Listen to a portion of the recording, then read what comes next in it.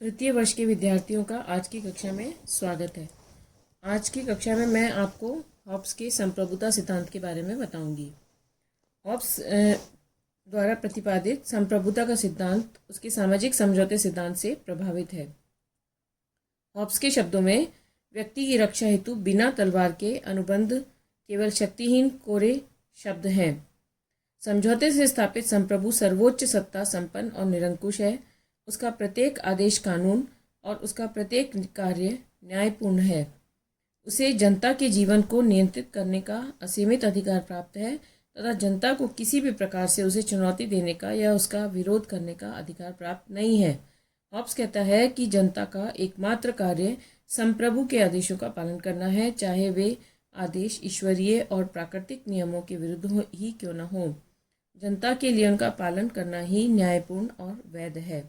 Hobbs के अनुसार संप्रभु को जनता की संपत्ति छीनने का, यहाँ तक कि उसके प्राण लेने का अधिकार भी है, क्योंकि जनता की संपत्ति और प्राण उसकी सत्ता से ही सुरक्षित हैं। हॉब्स समस्त ऐसी संस्थाओं का विरोधी है जो संप्रभु की शक्ति को सीमित करने का प्रयास करती है। वह शक्ति के पृथक्करण एवं मिश्रित शासन व्यवस्था का भी विरोध करता है। उसके अनुसार ऐसी व्यवस्थाएं अराजकता उत्पन्न करने वाली होती हैं।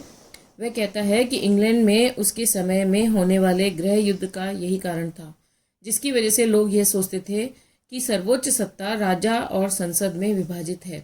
अतः हॉब्स संप्रभुता को संपूर्ण अविभाज्य और असीम मानता है।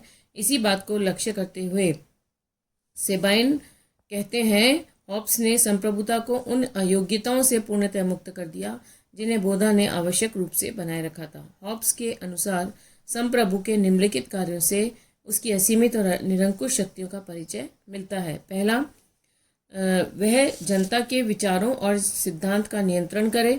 उसे जनता की संपत्ति पर पूरा अधिकार है।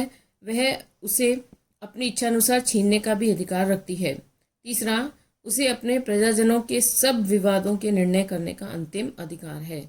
चौथा, उसे अन्य देशों से युद्ध छेड़ने और संधि करने तथा अपनी नीति को क्रियान्वित करने के लिए प्रजाजनों के संपूर्ण साधनों पर पूर्ण नियंत्रण रखने का अधिकार है। पांचवा, प्रभु शासन के सब अधिकारियों की सत्ता का मूल स्रोत है। हॉब्स का प्रभु सत्ता का विचार बोधा के विचार से महत्वपूर्ण भेद रखता है।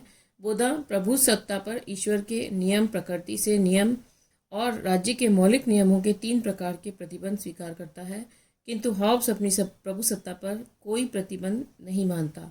बोधा के अनुसार राजा को प्रजा की निजी संपत्ति छीनने का अधिकार नहीं है। हॉब्स उसे यह अधिकार प्रदान करता है। बोधा का संप्रभुता का सिद्धांत एक अपूर्ण सिद्धांत था। हॉब्स ने उसे सभी प्रकार की मर्यादाओं से मुक्त करके पूर्णता प्रदान की। अतः हार्मोन के अनुसार हॉब्स का संप्रभु बोधा की अपेक्षा पूर्ण शक्ति से युक्त है। इस प्रकार हॉब्स की प्रभुसत्ता की धारणा असीमित संप्रभुता की धारणा है। निरंकुशता और अविभाज्यता उसकी प्रमुख विशेषताएं हैं। उसका स्वरूप कानूनी है। राज्य के समस्त शासन संचालन में संप्रभु सर्वोच्च है। वही विधि निर्माता है, विधि को लागू करने वाला है तथा वही मुख्य न्यायाधिपति है। हॉब्स शक्ति के पृथक्करण में विश्वास नहीं करता। उसका संप्रभु धरती पर ईश्वर की तरह शक्तिशाली है। सैनिक और असैनिक शक्तियों का एकमात्र अधिष्ठाता है। राज्य का संपूर्ण प्रशासनिक वर्ग उसके द्वारा नियुक्त होता है और अपने कार्यों के लिए उसके प्रति उत्तरदायी होता है। वही उन्हें अपने पद से हटा सकता है। यही नहीं, राज्य के द्वारा प्रदान किए जाने वाले सभी सम्मान व उपाधियों का प्रदानकर्ता भी वही है। सभी समस्याओं के संबंध में अंतिम निर्णय लेने का अधिकार भी उसे प्राप्त है। अतः हॉब्स के संप्रभु के राज्य में व्यक्तियों को न तो अभिव्यक्ति की स्वतंत्रता का अधिकार है और न उसमें उसकी व्यवस्था ही है। संप्रभु के आदेशों का पालन करने के अतिरिक्त नागरिकों को और किसी प्रकार का अधिकार नहीं है। संक्षेप में, हॉब्स का संप्रभु शासन और प्रशासन के सभी क्षेत्रों में सर्वोच्च और निरंकुश है और राज्य सत्ता का प्रयोग करके नागरिकों को अपनी इच्छानुसार कार्य करने के लिए बाध्य कर सकने का अधिकारी और सामर्थ्यवान है। वेपर ने इसके बारे में लिखा है कि हॉब्स की कृति राजनीतिक विचारों के इतिहास में संपूर्ण संप्रभुता की प्रथम व्याख्या है। धन्यवाद।